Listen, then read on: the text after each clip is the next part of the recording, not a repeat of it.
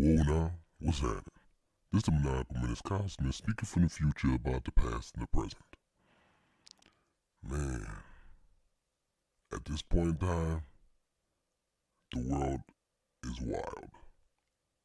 The world has gone nutso. But at this point in time, during this time in the cast, I talked to Pops. Me and my dad had a great discussion.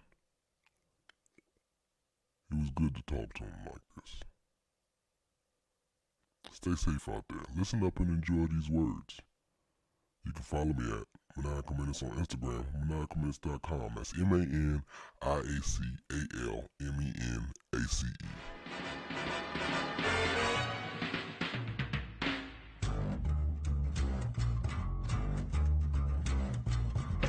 I think it's time to blow this scene. Get everybody in the stuff together. Okay, 3, 2, 1, let's jam.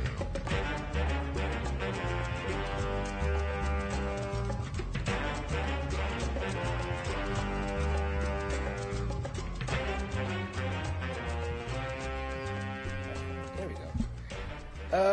What's up? Back again to another edition of Tell Me a Joke, the guideline of chasing a dream. And today I'm sitting here with the man, the maker, the guy that made me who I am today, my father, Kevin Smith. Hello, everybody. You can't blame me for everything. I try. Yeah. Hey, Dad, I got you on my podcast. Tell me a joke, and basically, what it is me. I talk about what it is, what it takes to make it as a dreamer, to follow your dreams, and what it's taken for me to get to where I want to go.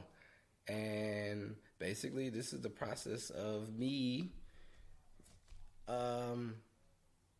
trying to get somewhere. And I'm in this process. I'm back here in Texas. I'm in Texas, and I'm about to embark on another journey to California again to go get the rest of my things, because that was the plan that I had to do. I had to really come up with I had to devise a plan, a cheap way of being able to get myself back down home, closer to family, but also have my things safe and secure, since I wasn't going to be staying out in California anymore. And now that I'm down here, which I've made it, I caught a plane, and I brought my stuff to a friend's house, and now I have to go drive back up there, which is the cheap, feasible way for me. It was the only way I was able to think of it, and go get my things and then drive back. So this is, yeah. Well, to me, it's just part of the journey. Yeah.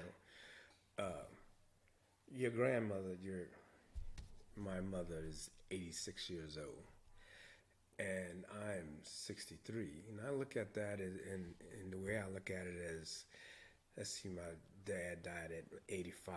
She's still 86. I figure I got at least 20 more years to go. 20. Yeah. So I'm gonna keep on dreaming until that day comes where I'm in someplace that I've been dreaming about being since I was a kid. May not be here, but it'll be someplace I've always wanted to be.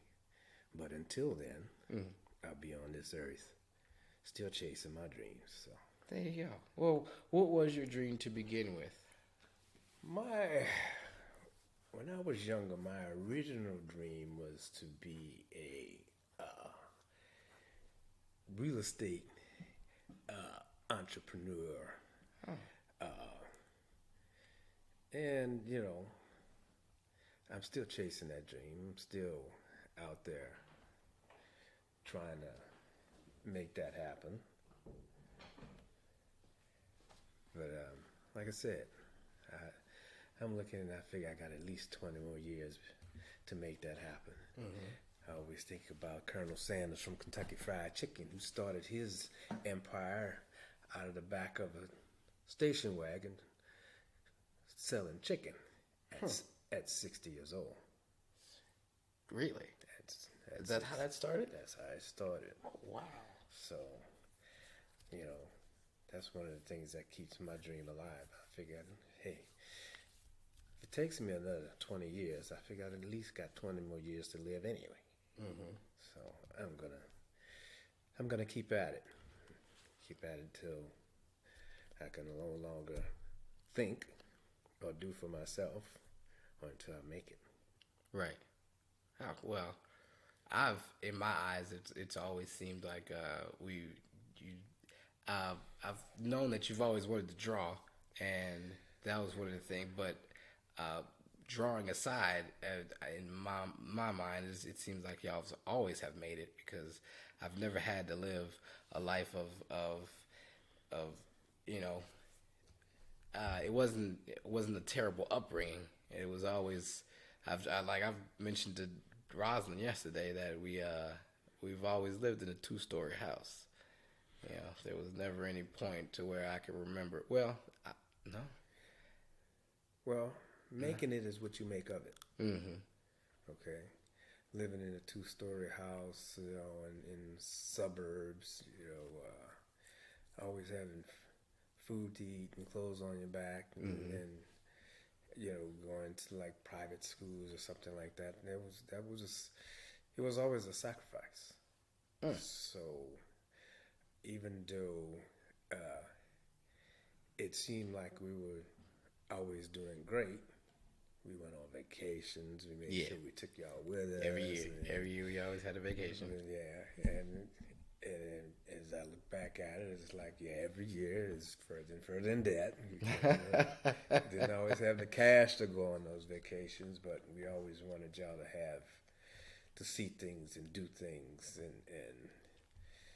and have a somewhat good life. You know? Yeah. But we always wanted y'all to do better than us. Mm-hmm. So that was still one of our wishes and dreams, is that y'all always do better. That's why we always encourage y'all to do better. Yeah. To do good. I guess Marilyn and I were talking. It was like, man, we wish we would have understood what you were thinking about when you were coming up or a teenager, because being out in front of people or being a comic or an actor, we just did not see Didn't see that at all. No. We had no idea. I had no direction either, so I didn't know what I wanted. I just understood that I knew that school wasn't for me. I was like, I can't keep still. I don't want to be quiet. I have to say things, and I want to be in front of people somehow. And I didn't know what it was. I didn't know what that was leading to until like it all came together once I got out, and I was like, oh. But then now being this person I am now, I see it more, and I'm like, oh, so okay, this was my destiny, kind of, sort of. I was supposed to be this person here, but back then, you know, you don't have that type of structure or guidance, because it really wasn't seen as that back then. It was just a cut up in school. Yeah. Being a teenage boy, just cutting up in school. Had no idea. Crazy stuff. And now, you know, we look back at it, and some of this stuff makes good jokes. Yeah, very much so. Very much so. Very much so. And it helps me excel compared to other people, because, I mean, people can actually relate to it as well. And now that being older and seeing my upbringing, like, I have more discipline on my actions now. So it's not that I'm not all over the place with it. I can kind of hone it in. It's a special attribute that I have, that whenever I need to be silly, I can be silly, but I also can be serious at times too, because, you know, you're an adult now. Not everything can always be silly. Mm-hmm. Mm-hmm. Well, I'm sure you've been through some things in your life growing up to this point that gives you variety, you know. Yeah. I'm sure there's lots of suburb jokes you can come up with. Yeah. There's things that there was certain things that we used to do around. Every time y'all would get the newsletter in the suburbs, and they was talking about when we were staying in Tall Timbers, and they had the disturbances, and how the disturbances used to, how they would go up. You know, you would have more cases of disturbances. Yeah, that was me and my friend. Yeah. We would go out and disturb the neighborhood because we we had nothing else to do. It's funny how you don't find out about them things until you're adults and you figure, well, he can't spank me now. Yeah. We older now. I'm gonna punish myself for anything. No TV. I don't watch TV anyway. It doesn't matter now. So you could probably outrun me. Well, if these knees keep up, it's all getting up there nowadays. If I can get that first step off without that knee going out, then I'll be all right. But if not, you'll probably be right there behind me. Every 10 feet, I got to take a breath. Every 10 seconds, you'll get a step on. Yeah, it was a wild upbringing. I'm glad that I didn't have to go through such turmoil. Besides, being a disobedient adolescent, which is, of course, that comes with the craziness that I been still in myself, I guess.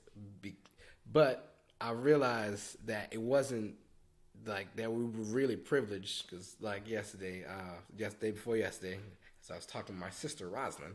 She, because they had a discussion about how they were bougie, how we were bougie, because we stayed on the West Bank, and Claude apparently stayed in the East. And he was like, "Y'all stayed close to Eastover. Y'all stayed close to English Turn." Yeah, and it's like, man, but English Turn ain't nothing. It's just the house. It's a bigger gated community. That's all it is. And Lil Wayne and them might have stayed in there or whatnot, but it ain't expensive. It's just English. It's just another area. And I was like, yeah, we wasn't. I mean, we not bougie, but then I realized that. You remember Leo? You remember Leo? Yeah. Well, Leo stayed in the Fisher. And the Fisher, for everybody that doesn't know, is the projects. They're not there no more. Well, they're there, but they're not. I don't think it's the Fisher anymore. They're not really project. They fixed them up, but it's still an area that's like, oh, you got to watch out. But the first time I really seen like poverty, like when a friend, well, I was like, oh, you not living well off. Like when I actually went to spend the night by Leo's house, and basically, they took a bath in the same water, and he was just like, man, hurry up and get in there, so so the water don't get cold on you. And I'm like, you know what? We bathed on the daily at my place, so I don't know about this situation here, but apparently that I guess the water bill is high. I'm not sure. I don't know why y'all have to live this way, but you know what? I'm not gonna stoop to this level today, and I'm sorry that you have to feel like that, but. It was wild to see. It was something crazy to see because they all stayed in they slept in one room, basically. Like the younger siblings slept in one room. The other ones, they slept outside. I mean, they slept in the front room on a sofa bed, and their mama had their own room. And it was a good amount of people in there. And I was like, wow, this is very uncomfortable. It gives a reason why you always smell like Afro Sheen, And I was just like, wow, you can't wash your clothes every day, and you only have one shirt. I never understood how good I had it until I seen that side of it. I was like, oh, it can get worse than this. I'm glad I was fortunate enough to not be able to have to live that way. But yeah, people. I mean, it's rough out there. Did you see that at the time? That you were fortunate. Yeah. Oh, especially when I saw that. Did it affect you any? No, it did not. It did not at all. I was just like, ooh, apparently your parents ain't doing what my parents doing. My parents stuck to it. I guess that's what that is. Like I've always wondered. Like that's a reason why I talk about taxes, because I never had taxes. I never knew what tax returns were until like I got older as an adult. Like I always thought that was just like a second Christmas, because whenever we stayed on Shannon and the new year came around and everybody got new bikes after Christmas, I was like, how you getting a new bike, man? Christmas is gone already. He was like, man, it's tax season. I was like, what is that? I don't know nothing about tax season. Like, how you getting new things during tax season? When did this holiday come about, and how come my parents don't know? And so it getting older, you realize, oh, if your parents in a different tax bracket, they don't get money back. And so it was like, oh, it made sense. It made sense. Like the first time I actually got taxes back, I was like, oh, this is how you get bikes and extra toys during tax season. I get it. But that's when you get older, you realize these things. And yeah, it's not until you get older and mature enough to look back and go, oh man, that was stupid. Yeah. It's fun though. It's fun to look back at it now, being like, oh man, I almost died. That is, it's crazy. Yeah. Oh yeah. Mm-hmm. Yeah, I look back and go, yeah, I wasn't that great either. I did some things, and when I got home that night, woke up the next morning, it's like, how did the car get there? Where was I last night? Okay, call your buddy and go, do you remember anything? No, I don't remember nothing, man. I don't know. So we're going to do better at this. Okay, next time. All right. Did you ever drink at a young age? Yeah, I think I was talking about how I got home one night. Oh, okay. That's because in my head, my daddy don't drink. Yeah. I just thought that you just started drinking like first time ever in life, which was like a few years ago. No, when I was a teenager, yeah, that's how I got my nickname. What? You don't know what my nickname is? No. Yeah, ask my friends what their nickname is. Huh. My nickname is Chewy. Chewy. Like the Cheetos Cheese Puffs. I remember you had that nickname when in the Air Force they call you Mr. Cheese. I guess they wasn't supposed to, but they call you Mr. Cheese because you've always was like the boss over people. Like you was. Yeah, well, not always, but I mean, yeah. Every time. See, this is the misconceptions I've had of my father. I've always thought he was on top of everything. Well, once I was your father, yes, I was always on top of things. I never drank while I was your father in front of you.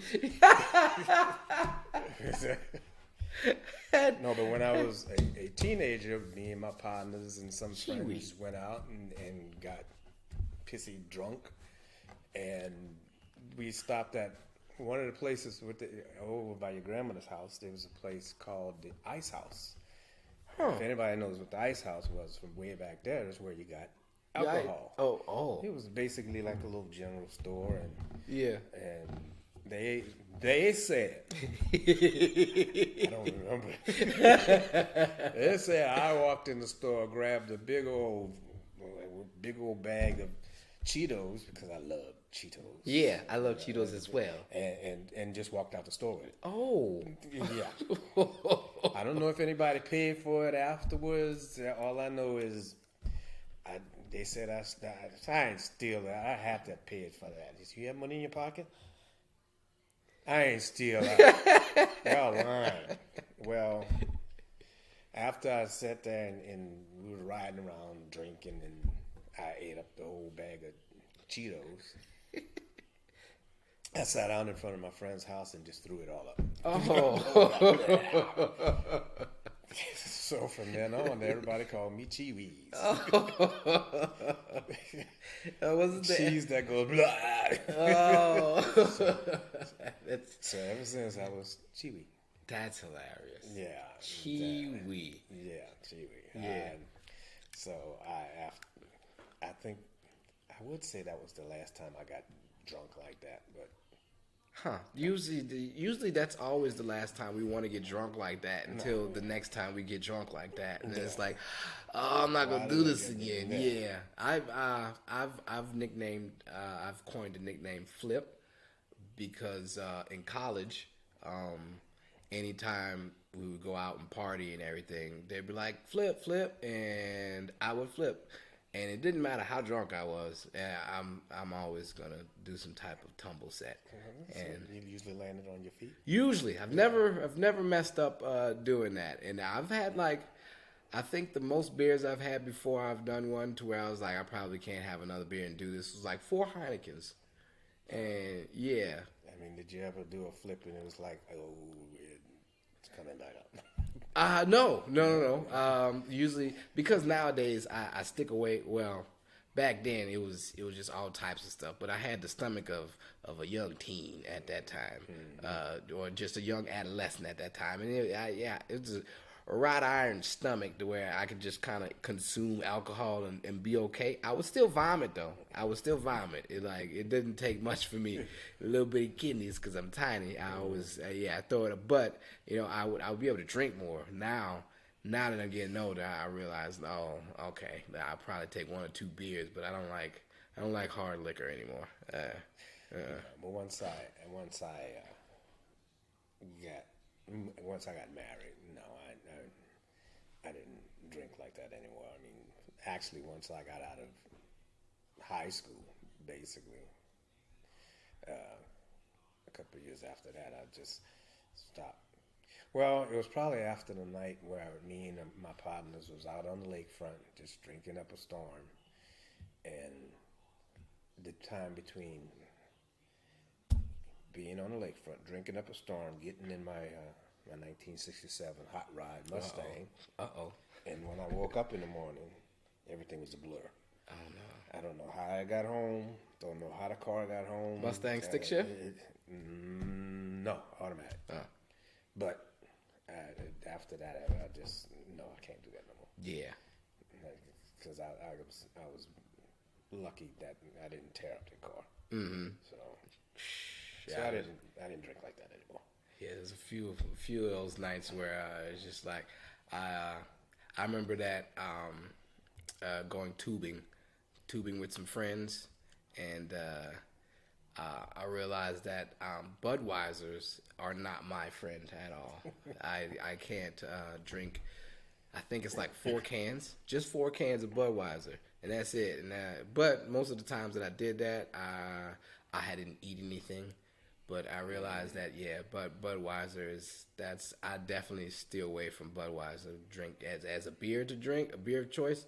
I don't drink those no more because that on this tubing trip, towards the end of the tubing trip, I wasn't even at the end yet. We was like towards the middle, and I got escorted out by the police. And I was like, nah, I don't deal with police. And it was like, you willingly got in the boat, Kyle? And I was like, I willingly got in the boat? I guess I was messed up, but yeah, I understood. I got it at that time. Like I vaguely remember certain things. I don't remember getting home. I remember being in the boat, and I remember when the police came, when the security came. They was on the water. They was like, "Hey, you're not supposed to be drunk in the water." And I was like, "I'm not drunk in the water. I'm drunk in my tube, sir." And it was like, "Oh, you got to come with us," because I was on the rocks still. I was like, "I'm good. I'm all right. Look at this." And I went to go do a handstand, right? And I thought that I had the best handstand, the prettiest handstand out there. Basically, what happened was I just mashed my head into the rocks and just stuck my butt up in the air. Feet didn't even go up. We wasn't even in the handstand, but I thought I was doing a handstand.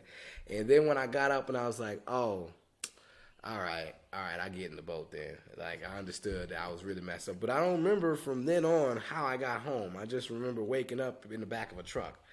Like, oh, all right, I guess we made it. Some good times. Yeah. One of our goals was always to get y'all to 18 alive. Yeah. That was our main goal. Yeah. To get y'all to 18 and alive. We did. So. We made it. We made it unscathed, which barely though, because we've put ourselves in some dangerous situations. And as me not being a parent, but seeing what Kevin goes through as a parent, and it's called revenge. Yeah, knowing that I have nieces and nephews and how close they come to danger, it's like, oh, you really feel that on the inside. I guess back in the 90s, I don't know how y'all felt about it, but nowadays everything is, you can see everything. It's even more scarier to actually see what happened instead of just think about it in your head. Back in those days, your sister and brother, they basically was the same age, and they became teenagers. Like, well, we want to. Can we have a pager? I remember that. What you want a pager for? Well, all our friends got pages, and we want a pager, and everybody's got pagers. I said, no. The only people out there that have pages is drug dealers and doctors. Which one are you? They didn't ask for pages anymore. Yeah. It seemed feasible. It's like, well, I wanted something like that just so I can go down the street and hang with my friends, because I lived life in stages. It's like, all right, you can go across the street now, and it's like, cool. Oh, yeah. And then after that, finally, I can go to the corner once I got a little bit older. Right. As long as I can see you. If I step out and I look out, I better be able to see you. I was so much older than everybody, and I couldn't go nowhere. Everybody be like, we going around the corner, Kyle. You just stay here and tell us what happened on the street. All right, I guess. Let me go ask my daddy. I'll be back. We're not about to wait for you to ask your daddy, Kyle. I'm like, all right, I guess so. And I would just have to wind up playing by myself until they came back. Oh, man. Yeah. The times I had, it was just, Fun times, though. Good. Fun as a child, just things to remember. Mm-hmm. Things to remember. When you survive them. Yeah. If you survive, it was like, that's the same thing as me in the military. I look back and go, man, that was some great time, man. Military, it was fun. We were out in the desert eating sand, man. Running away from scorpions and stuff. That was great times, man. We didn't think so at the time. Huh. We didn't think so at the time. Sand, dust, storms come by and you on the face, and then they got dust in places you didn't know you had cracks. It's gotta be terrible. Yeah, it was terrible. I don't like being uncomfortable nowadays. Yeah, you think back now and it's like, yeah, that was great. Like, we can do that again. Yeah. I thought about it. Now, because at one point in time I wanted to be a Navy SEAL, and I was like, this is what I want to do. And I don't like cold water now. I don't like cold water at all. I don't like being uncomfortable. It's just like, wow. If I'd have did that back then, maybe I could have dealt with it. Yeah. But now, oh no, definitely not. Nah. And then somebody yelling at me, I'm way too old for you to be yelling at me like that, sir. I can't. No, it won't. It doesn't seem like that. Going into the military at this age, now that wouldn't. Would they take me? They'd take me, huh? They'd still. 37 is the oldest. Oh, okay. Oh, so I'm close. Yeah, but you'd have to cut everything off, so Yeah, that's not. First time you hear the clippers go, let me out of here. Now I've had dreams that some people that I've been with that they woke up and they cut my hair, and I'm like, nope, I can't have that. That frightens me from time to time. Yeah, but dreams, you don't ever stop dreaming. You stop dreaming, it means you're dead. So keep dreaming, guys at work will say, hey man, they'll say, hey man, how you doing? The other guy will go, hey man, just living the dream. They come and ask, how you doing, man? I'm just dreaming to live. Yeah. I'm just dreaming to live. If I stop dreaming, I'm dead. That's a good way to put it. Yeah. Like I said, I got 20 more years, man, and I'm 63. At least. And I was thinking, if your grandma lived to 90, boy, I'm cruising. Yeah, that's a good. See, that's a good. I like thinking like that, because I'm like, well, you 63 and you're a healthy looking 63. I just look it. Yeah, that's what people see. That's what people see on social media and everything. They're like, Kyle, you doing great. Oh, it looks like I'm doing good. Good. I'm glad that it looks like I'm doing good, because inside, it's tearing me down. Right. Okay, that's the impression we want to give you. Yes, exactly.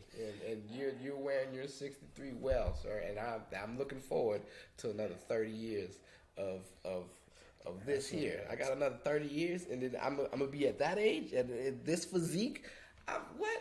Yeah. And people will still like me if I'm a comic at 63. Sure. Yeah. I just at some point in time between this, I need to have a kid. I feel as if that needs to happen at some point. Why? I don't know. I want to see another little me. Oh, okay, yeah. a mini me. All right. That's what I want. I want to see a little small me. Like watching this Kevin Hart little special just now, I was like, man, that's awesome. But make sure that you're at the point where you can love and take care of that child.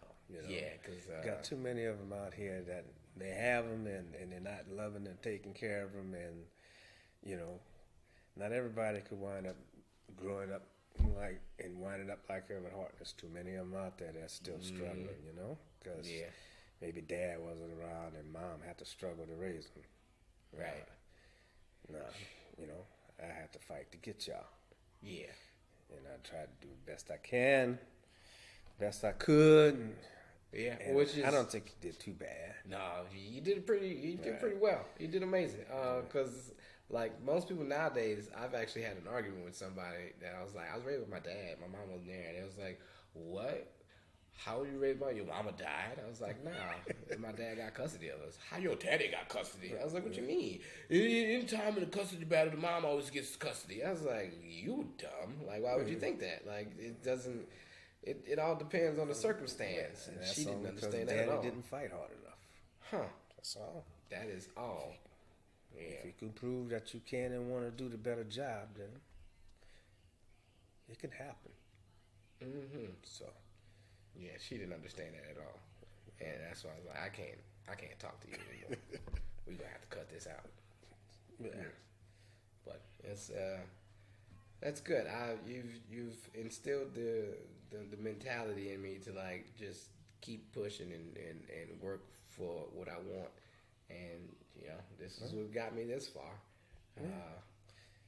It feels like slightly of a burden on you guys that I'm here, but I it's just because that's my inner feelings, and I'm not gonna sugarcoat it. It is.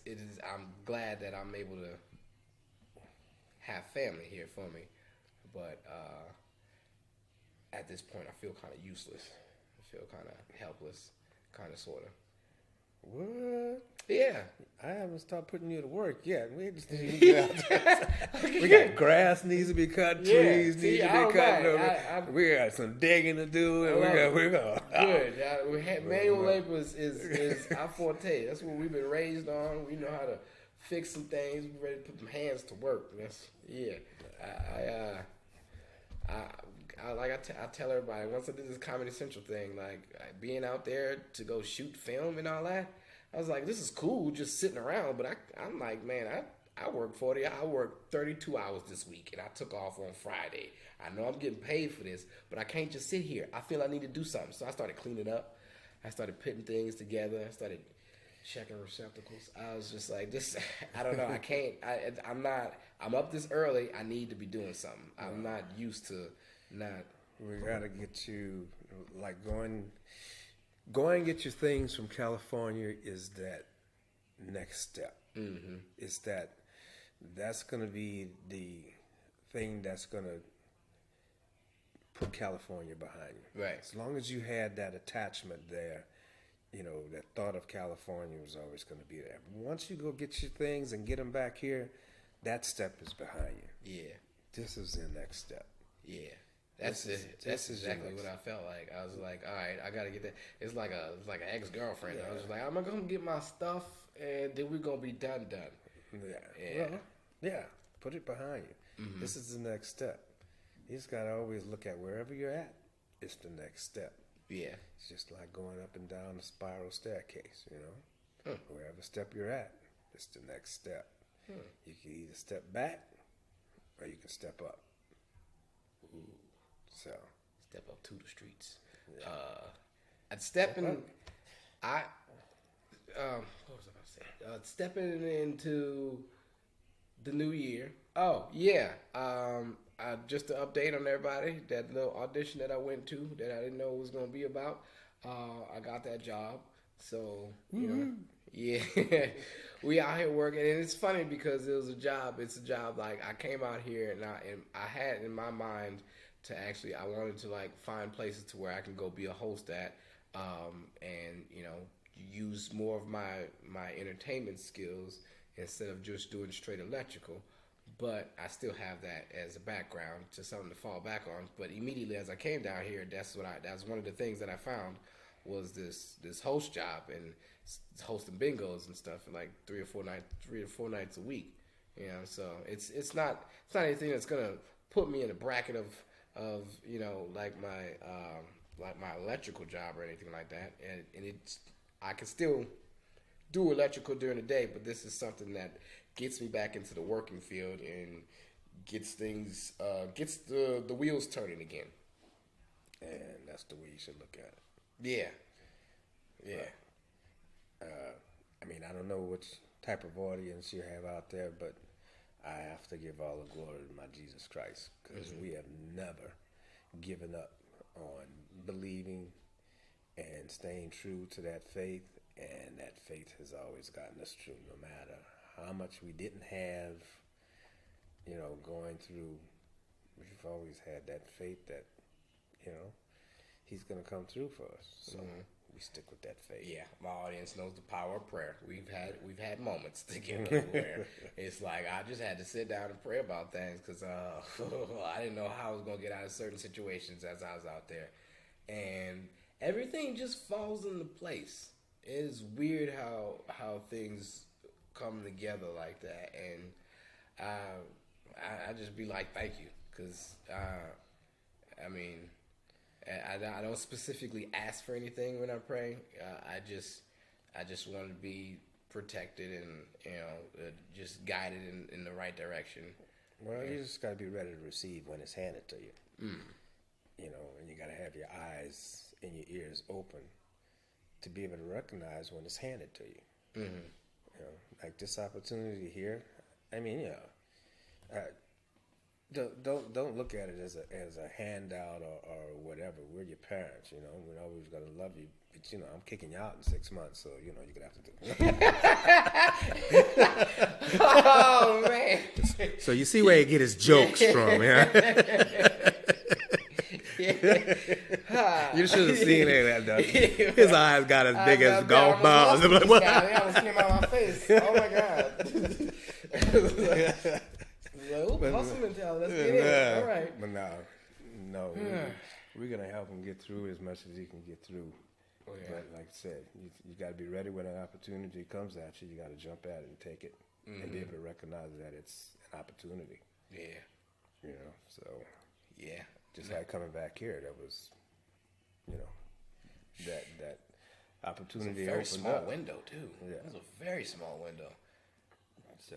Man, I didn't know how I was going to do this. And this is still a process of me coming back, so it's just like, ooh. Yeah. Yeah, it got a little rough. Yeah, and the comedy scene here is growing. It's kind of, they got some places out here that's doing comedy like every week, and yes, the improv is open. So. Yeah. Oh, yeah. This is There's still Dallas. There's still Austin. There's still all of these other places that like I'm gonna treat it just like California, but I'm pretty sure I like it a lot better when it comes to the people, especially. And I also have a group of friends out here compared to like in LA. I mean, I met friends out there, but out here I've actually closer friends out here. So you got 3 of the largest cities in the country right here in this state. If you can't find some folks that like you, you ain't likable. I'm adorable. They're going to love me. They can't help but to love me. Oh, you know what? When I went to that bar, as soon as I went to the bar, dude didn't even, I just walked up to the bar. And he was like, I like your energy, dude. Who are you here for? I was like, I'm just here for this little show thing over here. Can I get a beer? He was like, yeah, man. You sure can. He was just the nicest dude. He ain't never seen me in there before or anything like that. I didn't even say nothing. I was just up there smiling. He was like, man, I like your energy. I was like, okay, I didn't do nothing yet, but I appreciate that, man. Keep it that way. Always keep a smile. Yeah. Always keep a smile. That's, people rather see a smile than a frown. Yeah, and that's I learned that from cheerleading. Just because, like, people don't know when you're messing up. As long as you're smiling, they can't tell what you're supposed to be doing or not. That's right. So if you just keep going and keep smiling, makes other people feel better. So, yeah, it does. Yeah. It really does. Smiles do help. Smiles and hugs. I'm still working on my dream. You know, I was talking about the real estate. Still got houses out there. Been buying and selling, renting houses for 30 years. You know? Just haven't hit that big magic number, but like I said, I still got 20 years left. But you've been doing it though. Yeah, I'm doing it. Huh. That's the main thing. Do it. You know, you learn as you go. I'm still learning every day. So I'm still gonna stick with that real estate and still try to make that work. Yeah, and it might not happen until I retire and can do it full time, but there's still. Oh man, I thought we're retired from what though? How many times have you retired? Once. Who are you gonna be retiring from this time? Halliburton. Man, that's so wild. There's so much. So and then after that, it's just boom. I'm gonna just be working on my dream after that. Yeah. Yeah. And entrepreneurial and real estate agent. That's cool. We could be like Homes on Homes in the next generation homes. Yeah, I teach you how to invest in well, yeah. I definitely need to get into that though. I'll drag you around. I'm with it. You'll meet some folks, you know. Like I said, there are folks out there that are willing to help you, but you know, you'll find that most of them are like, man, look, you want to learn how to do this? You want me to show you how to do this? You want me to help you do this? What you need? I'll help you, but you know, right? I gotta get a little bit. You got. When you make it, man, we're gonna get a little bit over here too. Yeah. So I never had anybody refuse to show me how to work that thing. So, but you know. You can't be mad and say, "Oh, they just want something." Everybody wants something. And that's you learn that lesson quick in this entertainment field. It's like, oh, that's why I try to do most of the stuff myself now. Yeah. It's like, well, all right, I came to you first. You ain't never come to me yet. You want to help me out? It's like, well, I need this done. And well, hold on. You know, can we do this right quick? And then, I'm gonna need this. And you know what? I think I could do this my own. Don't worry about it. Sometimes they're just looking to see how much you're willing to sacrifice. Sometimes they just want to see you sacrifice. Are you willing to sacrifice? Are you willing to crawl through the mud to get to the top of the hill? Yeah. I'm not getting dirty. Yeah. I definitely don't mind getting out there. I just need to. But no, I'd love to. I'd bring you along and show you what it is out there, what it's like, what it's about. You know, I've been trying to get brothers to do this for a long time. They just don't want to do it. No, it's very lucrative. Like everybody that I've seen that is actually in real estate and it lives well. Hey, look, the president.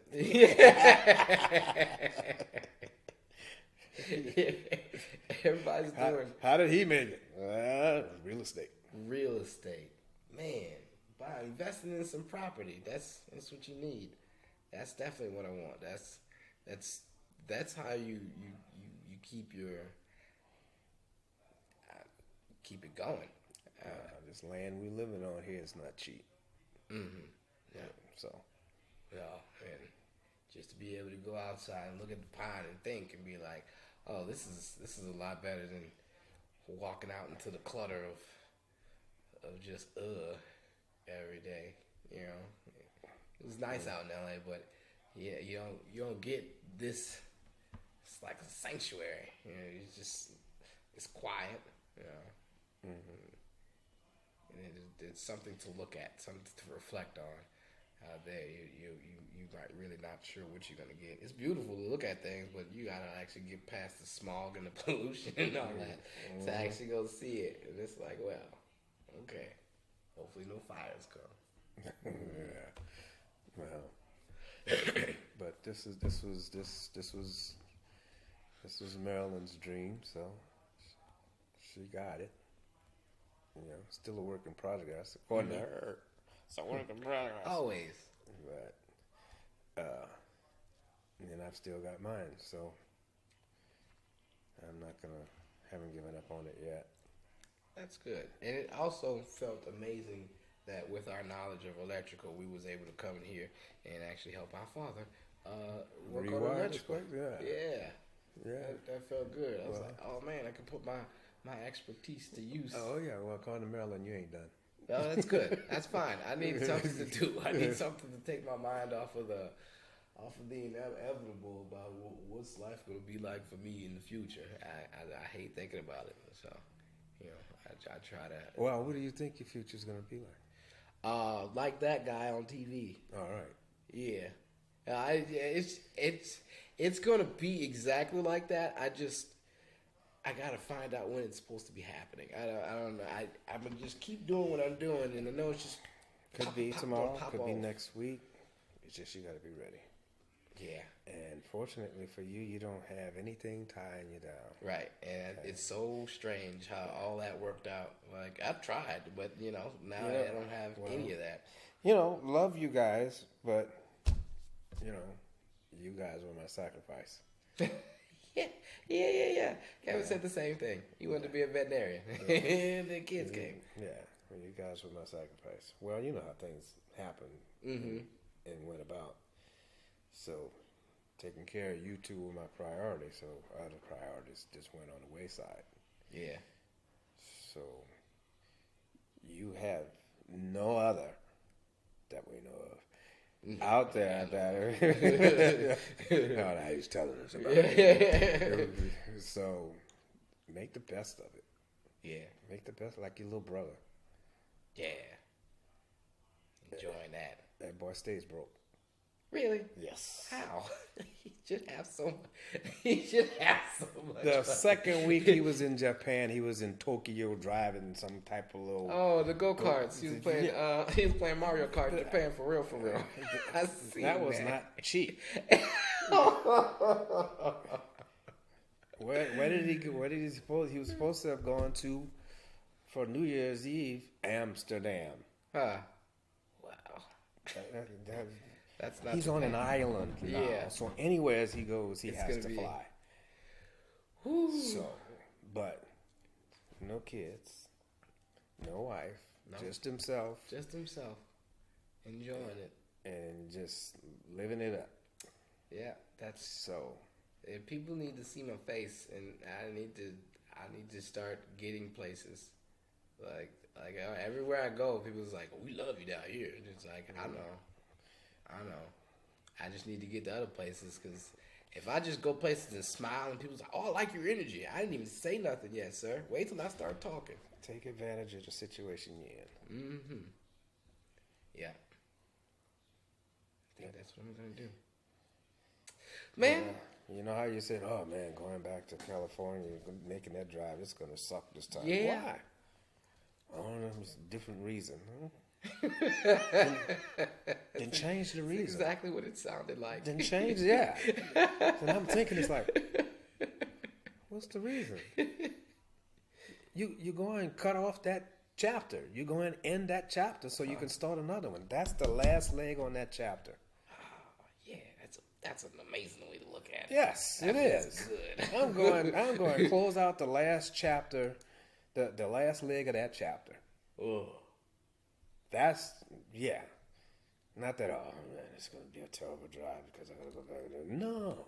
I get an opportunity to go and close out the last leg of that chapter. Because I'm starting another one.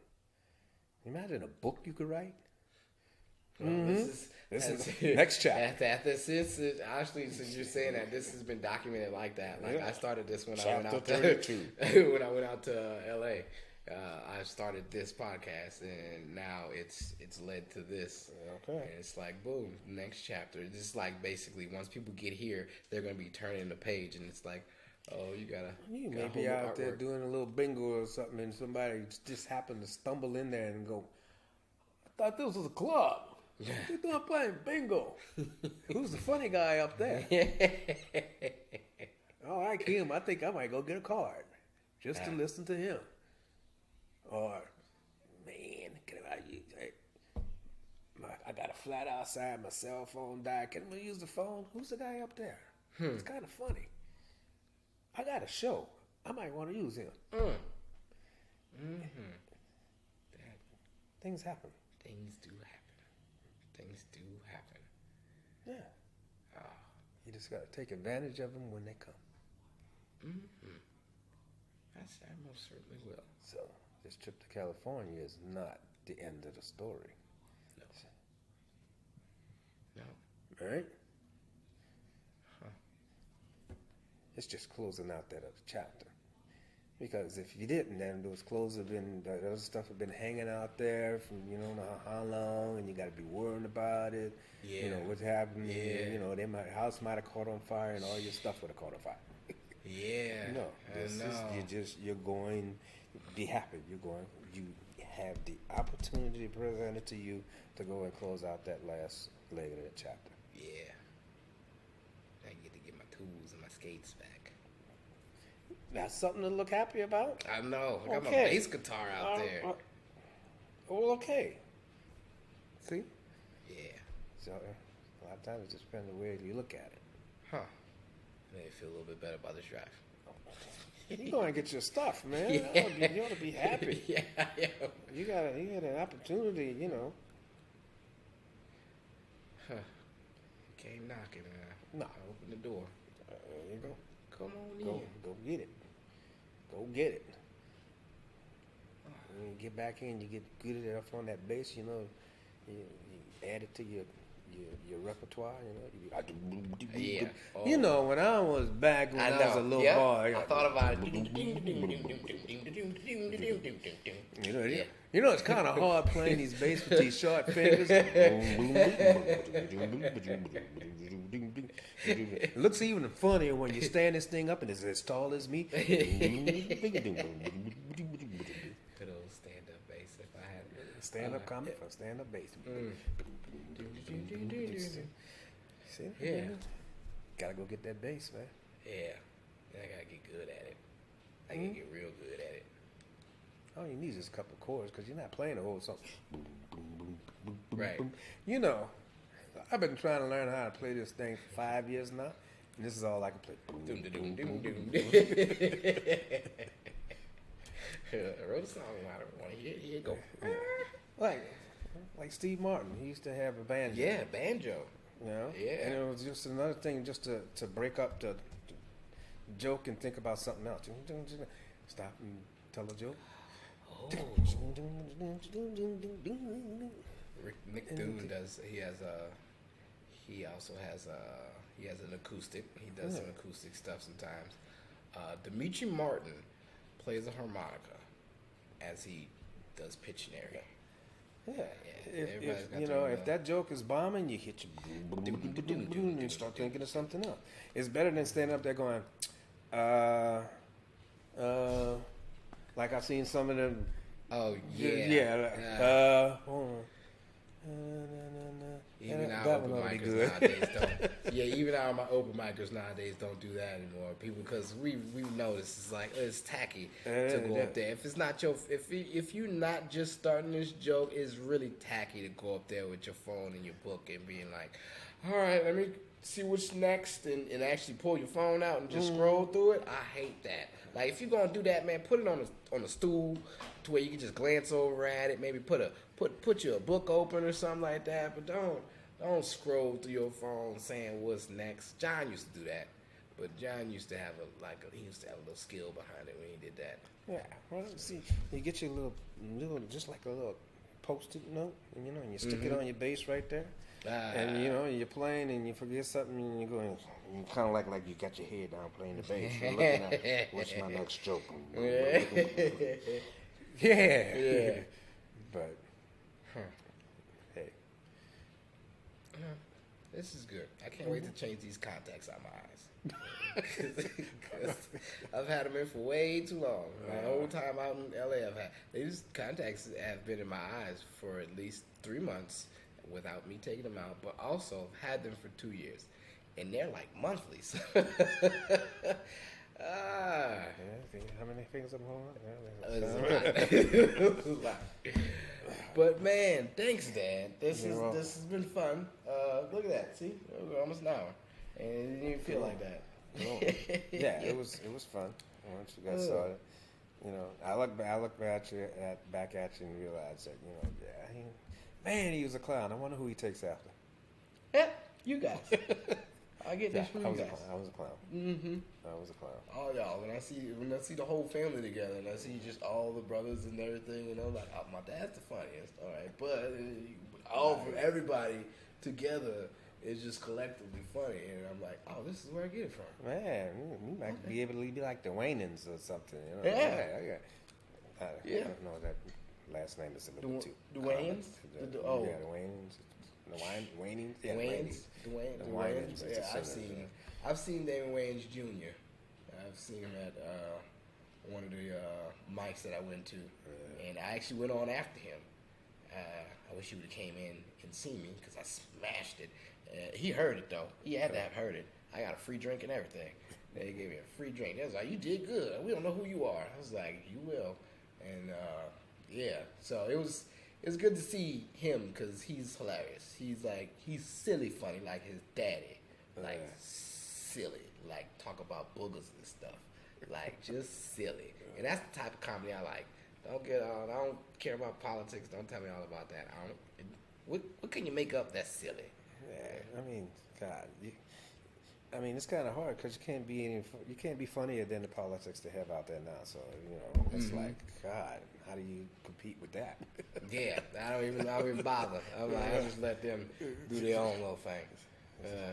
Let other people make jokes about that everybody else is gonna be making the same joke about. Yeah, it's so. It's like, all right, y'all ain't got no line. Y'all either gonna be here or y'all gonna be there. Nobody wants to be over here doing their own thing. Everybody wants to be what everybody else is doing. That's why I don't stick to social sites as much. I just do it because I know plugs myself. But there's gonna be a plan. You're gonna make a plan. You're gonna have a plan on what you're gonna do because, like I said, this is the next chapter in the book. Mm-hmm. Yeah. That's all it is. You're still young. Yeah.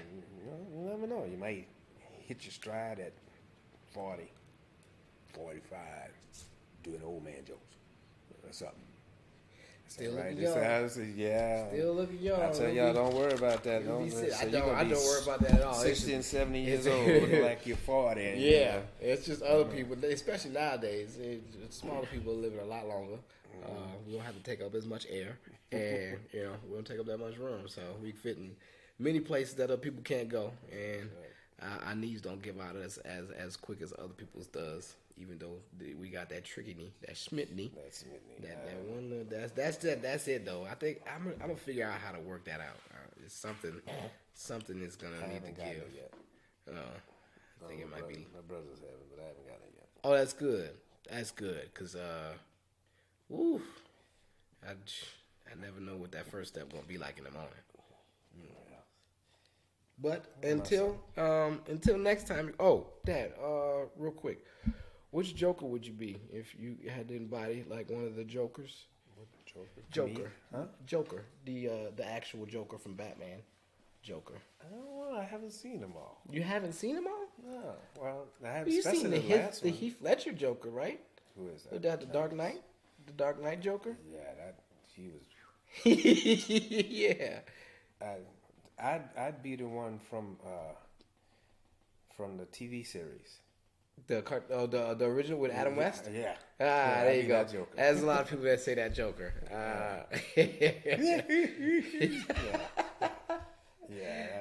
He came up with practical things. Yeah, he was really funny. Yeah. He made jokes. These jokers are just insane. Yeah. So, I'd be that Joker. Oh, nice. That's a good way to put it. Well, all right, you guys. Thank y'all for listening. I've been your host, the Maniacal Menace, Kyle Smith. And this has been my father. This is Kevin Smith. Thank you for listening. Put on my broadcast voice. And want to wish everyone a happy New Year's. Thank you. Thank you. There it is. Yay! Oh.